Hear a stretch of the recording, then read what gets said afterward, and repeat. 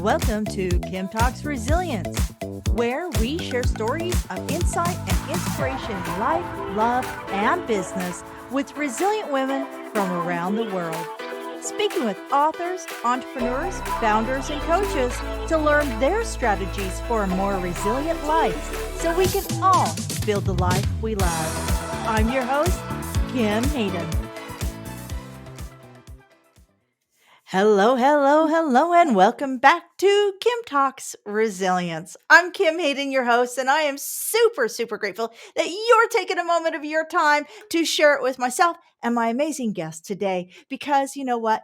Here at Kim Talks Resilience, it's all about getting the insight and inspirational stories of success by female leaders, coaches, speakers, and authors for those emerging leaders, speakers, coaches, and authors. Because you know what? They say if you want to go fast, go alone. But if you want to go far, go together. And speaking of teamwork, the gala we had today is probably more than an expert when it comes to teamwork. And I've been dying to have this conversation because one of my favorite movies, Gina Davis and Madonna, League of Our Own. And so I'm going to be able to use all of my awesome analogies when it comes to baseball because being a Kansas girl, baseball, my mom always put me in softball and I sucked at softball. I caught more softballs with my forehead than I did with my glove, but my mom was always on the sidelines. And I believe this is a lot where my collaborative spirit comes in. Samantha Card is the author of a brand new multi-category Amazon #1 bestseller, The Athlete Advantage: Success Beyond Game Day. Published in April of 2022, she went from being an NCAA D1 collegiate softball player, which we'll find out what all that is, at the University of Pittsburgh, to hitting it out of the park in a Fortune 100 corporate America. She specializes in teaching elite athletes how to develop a proactive championship routine from day one that can be leveraged beyond the game. Super excited. All right, Samantha, how does that feel? I always ask because I love reading people's bios because I always feel like, oh, I got a superhero. And folks, I am not in some weird cosmic, like my lighting is really weird today. Work with me. My son put these things up and then they took my big light and I don't know what I'm doing. So work with me, folks. Good morning, Samantha. Good morning, Kim. Thank you for having me. I love the lights, by the way. Purple is my color. That's So your you knew color, that. eh? That's the color of royalty. That's the You know color it. of royalty. So before we dive into what you do, I Mhm. would like to actually take a step back, turn the stage over to you, and share with us a little bit of who Samantha is and our journey to this point. How's that sound? That sounds great. Awesome. Stage is all yours, Mike. Thank you again for having me. I'm a fan of your series here, and a little bit about me. I'm a pistol. I'm an all-in, fail forward fast. I grew up playing sports since I was 4 years old, competitive at 8 years old. And I've always been on a collaborative team environment. I tried a lot of different sports, and my biggest goal was to aspire to play Olympics in the Olympic softball realm. And as I kind of catapulted up the ladder and amassed a lot of success in my sports career, I always parallel path my academic career. I've always been a nerd. Quite honestly, in college, I was a chemistry major. And in 2009, when I graduated, the Olympics took softball out. And that was literally the only goal set I had aspired to at, an elite level.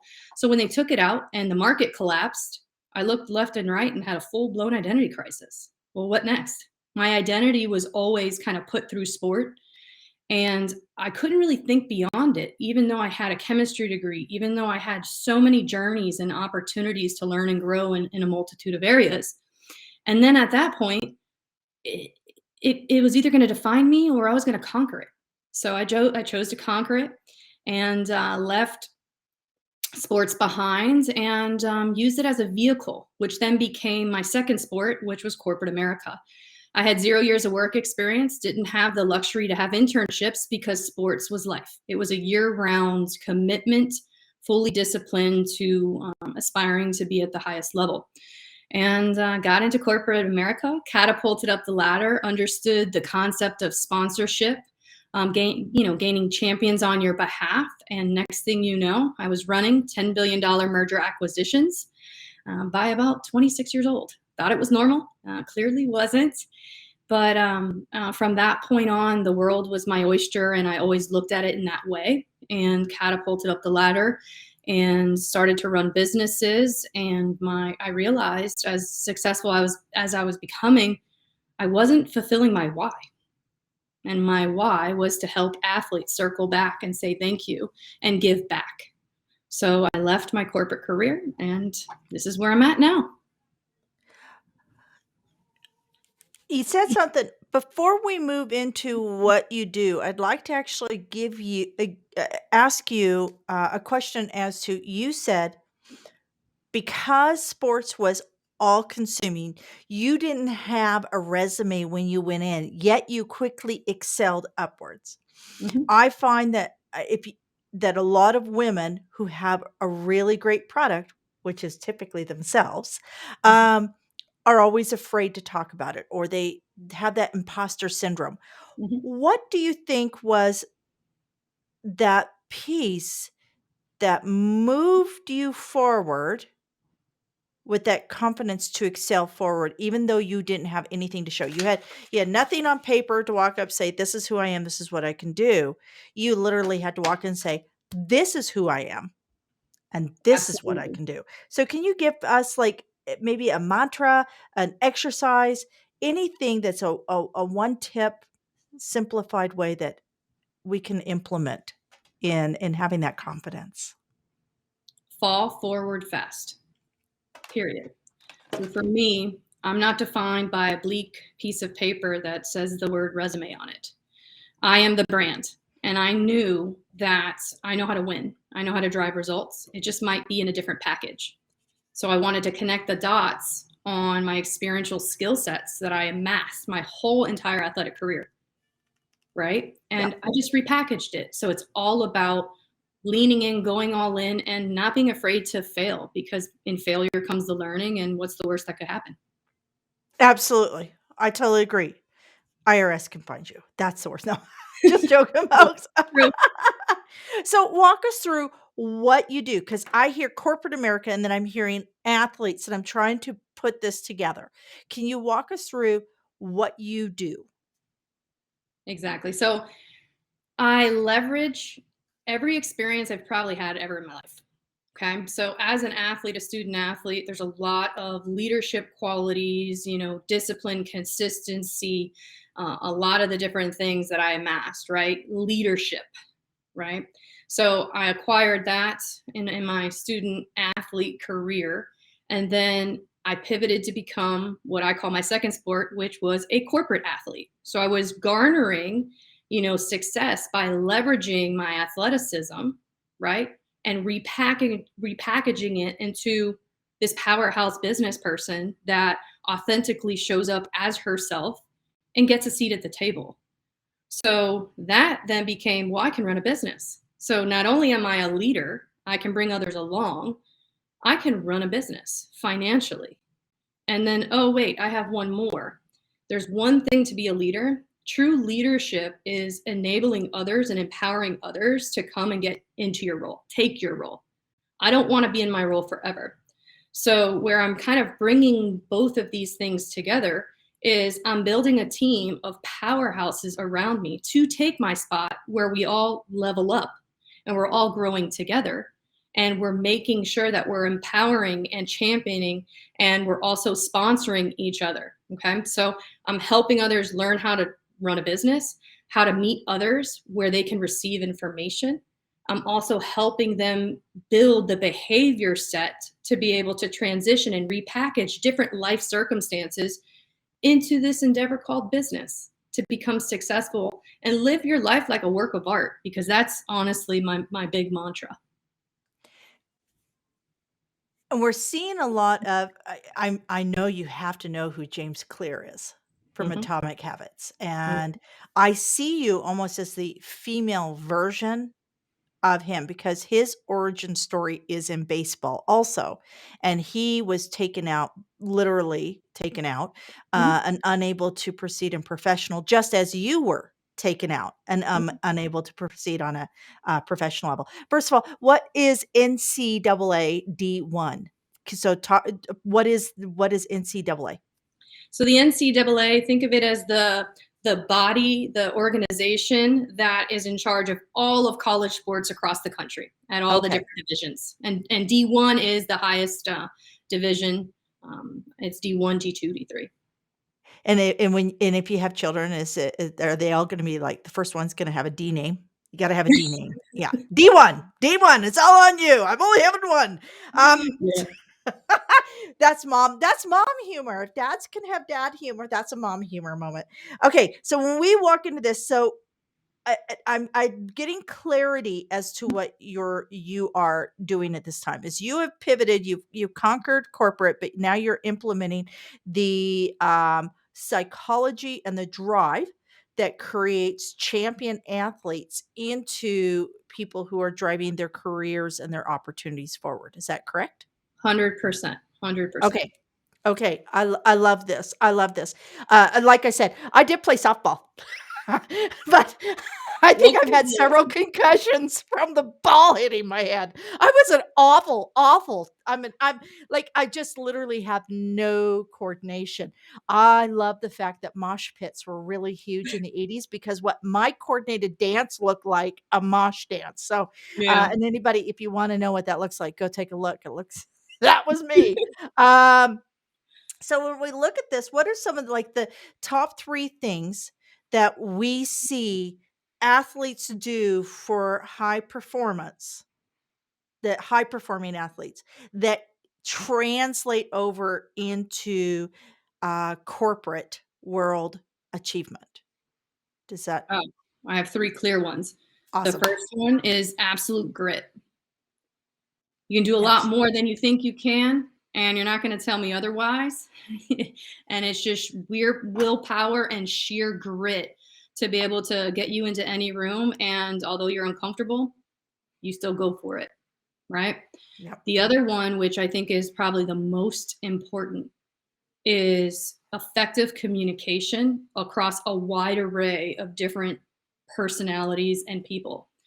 And when I talk about effective communication, it's not just communicating well one on one, but it's coming to the table as someone else can receive it in the language that they understand. Okay. So that's the Yeah. second one that I would say is extremely important. And the third one, which in my mind is something I'm passionate about, is failing often and failing fast. So we don't Yeah. have the luxury to tolerate problems. We have to make corrections in game. And we have to honor and be humble to the fact that we're going to fail more than we succeed, right? A 300 batting average is considered great, but that means you fail 7 times and you only succeed 3. Yeah. So it's those are the 3 I would say. Uh, and it's interesting that the 3 you said actually go 100% against the human element. Mhm. Grit. Most people give up too easy. We are programmed to want the easy thing. So it's interesting. I had a conversation with somebody recently who has switched their vertical within real estate. And Wow. they switched their vertical within real estate because they realized that the one was not feeding them. Now it fed them financially, but it did not feed their corporate and their corporate background. So when you go from corporate into real estate, it becomes a very different game. Mhm. But commercial real estate's in there. So it was a very interesting thing. And you know why they didn't? Was because of the length of time it takes to get established in commercial versus residential. Mhm. It's 2 very different animals. And so that's that grit factor, that grit factor. You know, we know through psychology, that through neuroscience, we're programmed to grab the Big Mac versus go home and make something in our kitchen, Mhm. right? Uh, Communication give and receive. This is the number one problem in the world right now. Thank you, Facebook, which thank you, we're live streaming on, and YouTube, which we're live streaming on, and all these other platforms. But the problem is nobody wants to listen. Mhm. Everybody wants to talk, and everybody is in a camp, one way or the other. So you already have prejudged everything. Mhm. Uh, and the fail often, Edison said, if he did not have 10,000 failures, we would not have had. He You're just right. he found, so and like I said, this goes against the human condition. So how do you shift the human condition to become a prime athlete? What are some of the things you do when you meet with a client? So this is a fun one because it's the concept of breaking someone's fixedness, right? So your brain wants to work with less energy. A plus B equals C. I experience something and this is the outcome. So the next time this happens, I should expect this to happen. So, the plight of the athlete is pretty interesting, right? So, the reason athletes get into sports, at the beginning, like at 4, could I make decisions? No. My parents provided an environment and a channel to explore myself, right? And I was very fortunate to have a good, strong foundation. And even at 8, when I started to play competitively, it still really wasn't my choice. I just was having fun. I didn't know anything different. I didn't feel like I was giving up, the weekends or anything like that. But as I progressed and it got just extremely competitive, and then you have parents wanting to kind of live their life through athletes these days, and you've got the societal pressures of, oh, suck it up. You can do a lot more than you think you can, right? So now you've got all these external pressures hitting you. Oh, it's recruiting season. Are you going to make it? And then you start to realize all of these athletes out there, okay? When you make it and play at college, it's another level. You are the top 5 to 6% of people who make it. Yeah. Period. Full stop. The data does not lie. So that tells me you already are the cream de la cream. You already rise to the top. So don't tell me all the things you can't do. You've already shown me how you can, be a top 5 to 6%. Then to go a step further, if you aspire to play at a professional level, like in the WNBA, the NFL, the MLB, or whatnot, now you are a 2% cut off of a 5 to 6% cut of a total population. Talk about a sliver, right? So, what I focus on is even if you are that 2%, you should go for your dream. You should go for your goal, but you can parallel path. I'm not saying plan B. I don't want you to have plan B. I want you to go all in, but you can parallel path a multitude of different things. So you can stay focused on living in your purpose, not your parents or all the relationships that need you to make the money for them, right? You are living in your reason of why, and you're there because you want to be, not because you have to because of the check. So for me, the parallel pathing in terms of how do you make that not only cookie stretch, but how do you establish an identity outside of sport, because it will end. Everybody retires from sports. Yeah.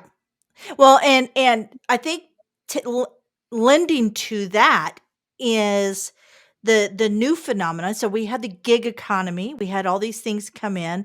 Gotta love our millennials. It kinda opened our eyes as to, longevity and career opportunity, and that's what I find really fascinating is millennials, everybody goes, "Oh, millennials can't keep a job." They kept 7.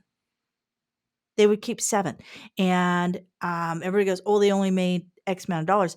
But that kind of mindset, knowing that the path is going to shift, things are going to change, how do you guide your clients who, especially the ones who take really fast to that singular focus that is that championship? So a lot of top athletes are able to hyper focus on one thing, Right. whereas today's working economy is 7 streams of revenue to retire is kind of the rule of thumb now. So there's all these things, everything. So you're no longer just doing marketing. You're no longer just doing PR. You're no longer just putting things. You actually need to know a little bit of everything. How do you get the ones that acclimate to your program super fast because they are able to put the blinders on like a thoroughbred and get Mhm. to the end? How do you get them to pull those blinders off and see all the opportunities in the peripheral? So it's interesting. So there's think of it like a Pareto of different styles of elite performers that are ready and willing to receive information versus not. Right? So there's two distinctions there. For someone who's not ready to receive the information, I need to be very punchy with them directly in the gut, because athletes, it's the way it is, right? So they, think nothing can happen to them.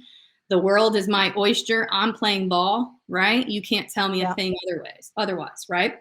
So what I'll do there is I will play a loop of about 5 different athletes that are well known, right? And it'll change. And I'll show them getting injured and their career ending. And I'll say very pointedly, you are one injury away from not mattering anymore. So Wow. let's be honest to the fact that sports is your vehicle, and you should absolutely leverage it. Leverage is a fantastic word, but we're going to parallel path a bunch of things, right? Not for your plan B, because it is what is required, because it is not forever. That's it. That's the difference. It's not a plan B. It's not a fallback, right? But what I'm doing is I'm getting them to realize that they're one injury away from like not mattering. Forget about losing a career. A lot of these athletes, they like the attention more so than what the output is of the game. Hence Dennis Rodman, right? We look There at, you go. yeah, I waited on him years ago when I was a Oh, did waitress in you? Vegas. I Interesting bet guy. that was Yeah, interesting. that was an interesting moment. But yeah, absolutely. I mean, there's multiple reasons they're there. I've met athletes that don't even want people to know their name. They just want to show up and run the course and just nail it. And then I've met people who I think that a large portion of their performance success is because of the swagger. Oh It's yeah. not because, they're any better than anybody else. But when we Absolutely. talk about so walk me through who is your ideal client? I'd like to actually get a really clear, in case somebody who's listening say, "Oh, that's me." Who is your right fit client? It's very straightforward and simple. A lifelong learner who is extremely curious, aims to live a life of fulfillment, not just a life of power and success, because that is fleeting, and is willing to put in the work even when it gets hard, but not afraid to ask for help. Period. So, do they have to be, like an NCAA, Oh, no, no, previous? no. No, okay, I just want Yeah. so, but I have a feeling I would say anybody who works this better have a little bit of a competitiveness to it Oh, because absolutely. I think that is, but the reality is I have yet to meet somebody in corporate America performing or somebody who is an entrepreneur or an SME, small medium enterprise owner that um, is not in that same competitive space, It, right? I exactly. haven't exactly. Exactly. The reality is most people who start a business and or a small medium enterprise or a solopreneurship or anything like that, you're doing it Mhm. literally, especially females, you know, the large driver is passion. And if you got passion enough to put yourself out there, then I would say that they're probably passionate enough to go through that. Punch the gut. Let's get it done, folks. Let's get it done. Um, Fail forward fast. So let's talk about that. Fail forward fast. Sometimes failing forward is right on our face and it's not as fast. Can you share time in your life that without that moment of true resiliency or grit that you wouldn't be having this discussion today. Yeah, there's a couple of examples that kind of come to the surface, but I'll go back to when I was playing college ball and I had a breakout year. And when I say breakout year, I was up for player of the year. This was big time. It was what I aspired to be. And we were playing a warm-up game before the actual game just to stay warm. It's called pepper. You just throw the ball, you hit it. If it pops up in the air, you catch it, you go to bat. Nothing crazy. But you're dealing with a bunch of competitive people. And we started to play and I dove after the ball. I caught it and I fell on my neck and it snapped like a chicken bone. I went through a full body paralysis for about 15 to 30 seconds, completely blacked out. Everyone else heard me screaming on the top of my lungs. I had to stabilize my neck for about 45 minutes until the medics came on the field. So I was actually carted off the field. Upon that time, there were three things that I asked the medics. And the first one was, call my PChem professor. I have a test tomorrow. And he said, if you are alive, you better be there. So I need you to call him.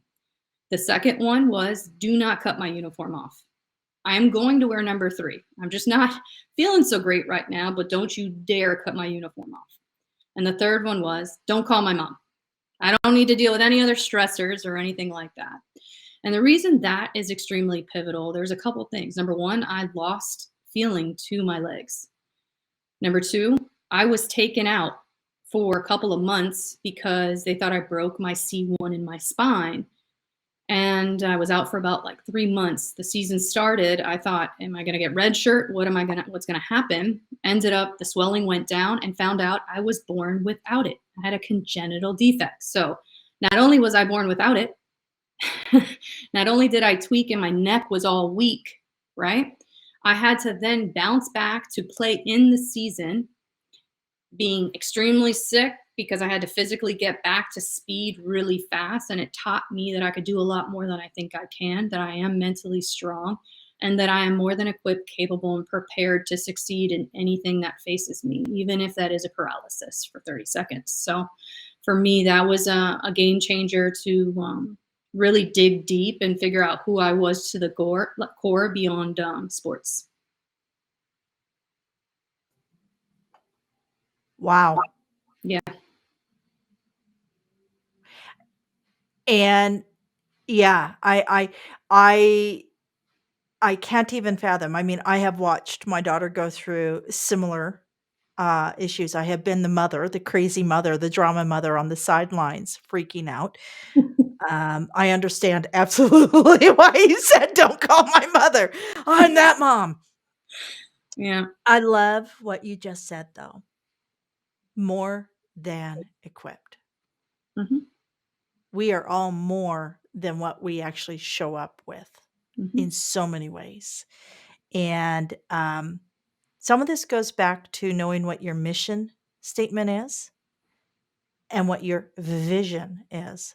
Let me ask you a question, Samantha. Have you done vision work this year? Do you know where you're going for the year? Like, do you go through mission statements? These are like core pieces that so many people get stuck and mired on working in their business and profession and working on their business and profession that they never clarify what their business and profession is.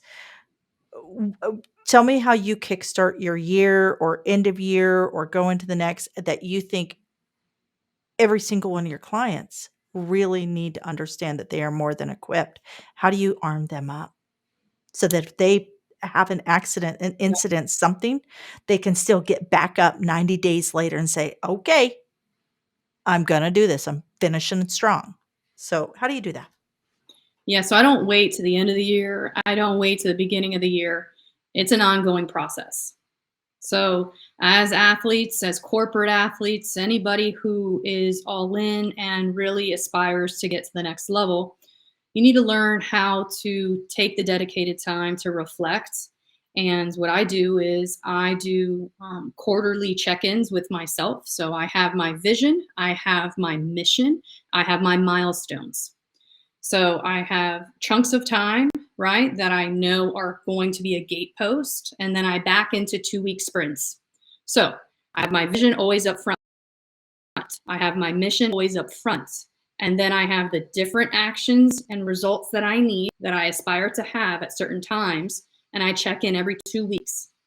If it's still aligned with what's going on and there has been no significant changes to the trajectory growth, then I continue on. If I've fallen short on something, I revisit, revise if required, or I pivot, right? I don't tolerate problems. What I'm doing is I'm trying to grow, and in growth comes some failures, some things that won't always work. I don't wait for mid-years. I don't wait for Yep. full-year reviews, right? I literally will have performance development with anyone I interface with monthly. And you talk about that quarterly check-in. Oh, yeah. Tony Robbins does that too. Yeah. And this is critical. And I tell people, everybody goes, "Oh, I'm gonna put my year out there." And it's like, so much is gonna happen Mhm. during that year that I guarantee you, whatever you put out there for 12 months down the road, aside from the most obvious, right? There's Mhm. gonna be shifts. And Oh, if yeah. you don't hit that goal, where's your dopamine? Where's your Yes. dopamine? Natural dopamine. So you put those quarterly check-ins. You do that monthly, where I'm at within my quarter. Where's my quarter within my year? And you get that dopamine hit because nobody else is gonna do it for you. Mhm. Nobody else is going to show up for you. You gotta show up. Let's talk about your book. I love the fact that, it's what? But less than 5% of North American adults are published authors. Less than 3% of European adults are published authors, and less than 2% in Australia. So, really, it is a very small group of Mhm. people who are publishing. And there's two different types of publishing. There is the independent book, Mhm. which is the author, and then you have the multi-author books, and they're different purposes for it. Mhm. Um, you tackle this. Walk me through your book and being a published author. First of all, why? Why? What was and be really real about it. Um, what does that book lend to who you are and what you're doing today? And walk me through what the reader is going to get from your book. How's that sound? That sounds perfect. So my why is it's pretty vulnerable. Quite honestly, I was catapulting up the ladder in corporate America, doing extremely well. Most would say keep going, but I mentor athletes, and 2 athletes became 15, became like 40 athletes. And I had two in particular that came to me in September of 2021 and said, "Hey, you need to be doing this full time. I'm a big believer in this and that, not this or that, right?" And they said, "No, no, you don't understand. I'm dealing with mental health major issues, and you helped me break through where I didn't take my life." Okay, if this doesn't hit your heartstring, I don't know what does. It now became a responsibility. I would be grossly negligent if I did not listen to that. It was screaming at me. So I was so inspired, and it was such a catalyst for me that I said, "Well, you know what? I want to give the playbook. I don't want to hide anything. Others can do it too, and they probably can do it at a higher degree and do it faster." So within 5 weeks, I wrote my book, The Athlete Advantage. And what it did is it really just lays out how I utilized my experiential skill sets, and I connected the dots to life after sports. And I, break it down with different tools and different ways that athletes and others that are transitioning in their life in corporate America or big milestones, you can receive it. And you can also write and reflect in the book like a journal. So for me, my why was the fact that I had impacted someone's life in such an intense way that I'd be grossly negligent to not support that fully. So that's how I came about that. And the fact is that I'm so all in with this that I said, well, I can't do both. I really need to be all in. So I'm using the majority of my proceeds to fund player life skills endowments across the country to create the resources for that athlete that maybe doesn't have the foundational understanding of business, doesn't know even where to start, doesn't know how to connect the dots between sports and business or sports and life in general, right? And I think the biggest thing for me is this is for everyone. This is not just for athletes. I drive athletes, and when I say athletes, that's not only a student athlete, but it's a corporate athlete because we drive athleticism in all parts of our life. Doesn't mean you have to be a physical athlete. So that's how the book came about and launched. That is amazing, and I love the fact that you said you'd be negligent if you did not step into that role. Um, I've talked to people in past where I see something so amazing that they're doing, and I said, "You're awfully damn selfish, aren't you?" And they'll look at me and they go, "I'm not selfish." I said, "Why are you keeping this all to yourself? Yeah. Why aren't you out there with your camera? Why aren't you putting out to your blogs? Why aren't you doing this?" The reality is we tend to and ladies, think about this because I do this myself. I tend to sit here and go, "Well, everybody has a podcast and everybody has magazines and everybody's an author." Because in my sphere, the truth of it is majority of my sphere are authors. Majority of my spheres are speakers and a different thing. And it's just because that's, the people that I associate with, show me your 5 friends and I'll show you your future. Exactly. And and but the truth of it is not everybody has a book. Not everybody has a podcast. Otherwise, there wouldn't be people wanting to learn from you. And if you are able to step in the front and lead at a corporate table, lead in an entrepreneurial space, step into there's going to be so much call in our Chamber of Commerce speaking. First of all, every woman who wants to be heard, go into your local Chamber of Commerce and online, and there will most likely be a sheet in there that says, "Would you like to speak?" And they will, and you can put that in there. That is the easiest, lowest hanging fruit, ladies. But you know, the reality is that you are depriving somebody who needs to hear from you if you are not speaking up, if you have the capacity to speak up. Not everybody's ready, and Mhm. some people will never be ready in this lifetime, and that's a-okay too. Being comfortable with, being confident, not comfortable, because comfortable is the opposite of growth, just so you know. Growing pains, remember? Um, but if you're confident within your space, like I Mhm. have a friend that's done 25 years at the food bank. He's the manager of the food bank, and he's good at what he does. So, do we want to see him grow beyond that? If he is confident and that is the space for him to be in service purpose, that's where he needs to stay.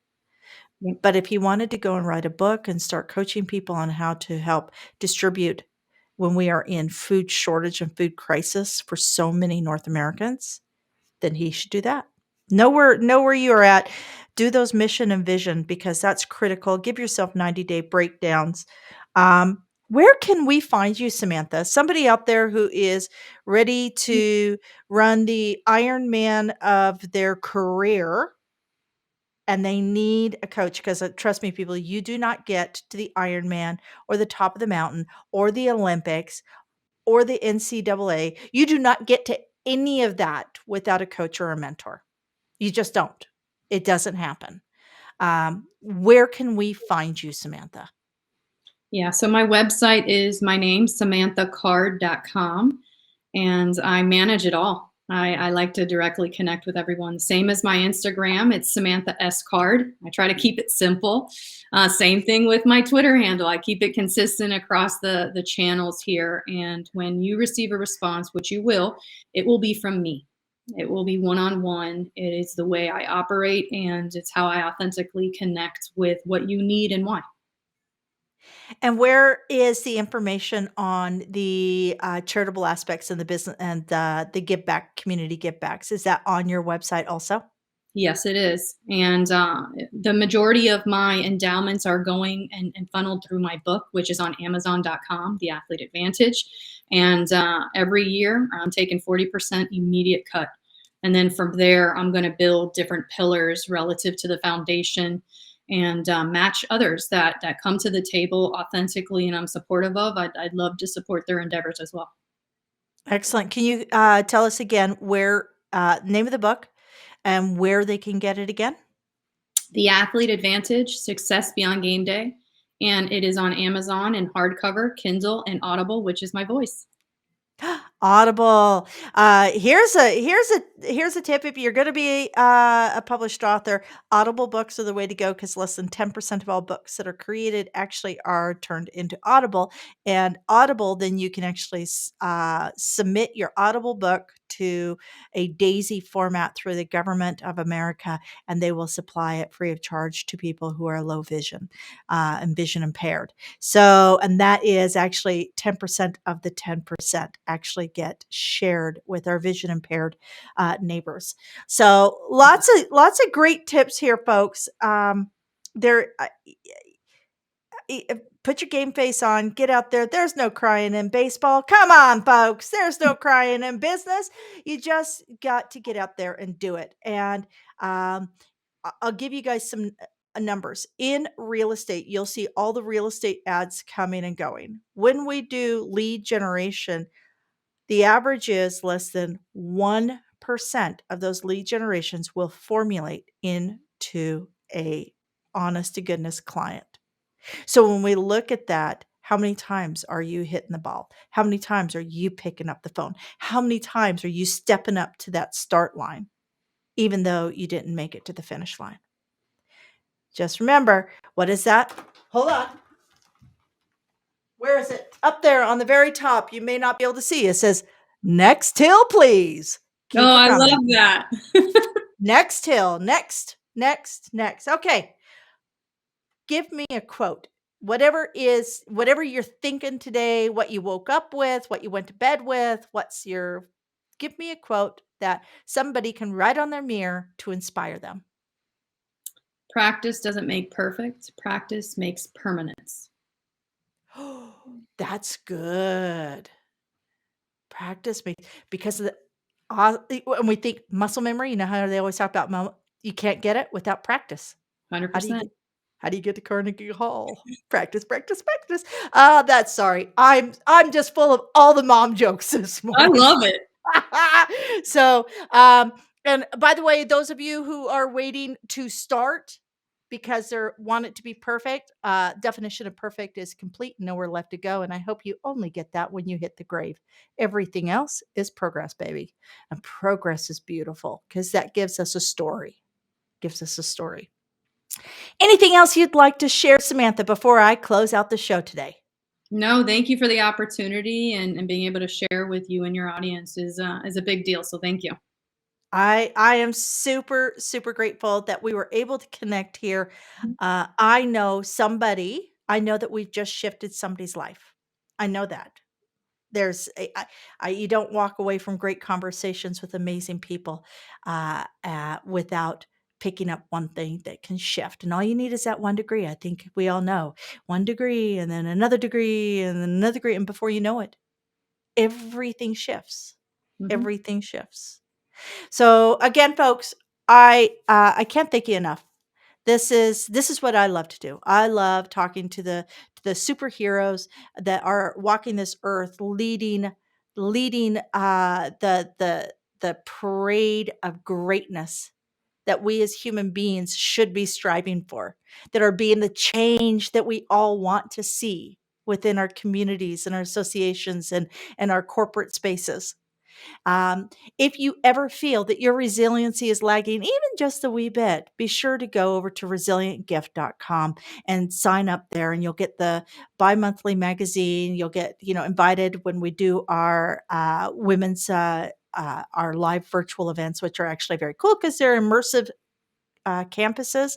So we have expo halls and all sorts of stuff. But go over to resilientgift.com. So anytime that you feel that your resiliency is lagging, do listen and lean in because I've got amazing women sharing incredible stories to support you to get fail forward fast so you can get where you are destined to be.